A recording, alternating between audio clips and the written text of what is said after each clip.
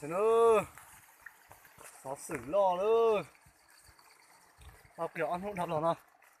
Mấy con nào mà lo thì tiền nữa. Nó to po mà. Phải đời mà lo. Chú liệt tài đi nó nữa. Sau lúc cứ hai nó cũng cầu. Cho xong chứ đâu. Bỏ giờ lúc cứ hai nó bú lên á. Xong nó sau ó. Lúc cứ hai nó mà đúng lúc. Nó to lên nó lỏ thứ đó. Trời ơi. Phải ra lòng mù rồi rồi. Đã chỉ lòng mù mà sau lúc cứ hai nó mà. Nó to một cái nếp bỏ nó thứ đó.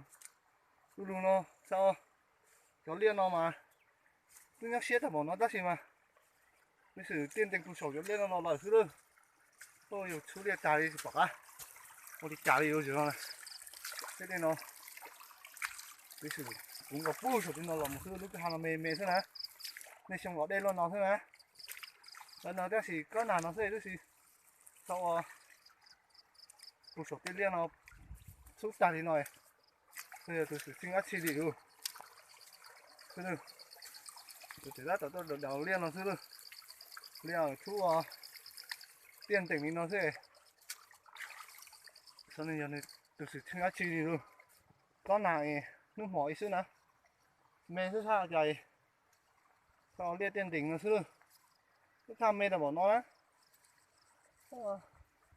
nhà lôi kia luôn chỗ cứ hai lâu xử cũng có thứ rồi tôi bóp phải uống rồi chỉ làm mù đi luôn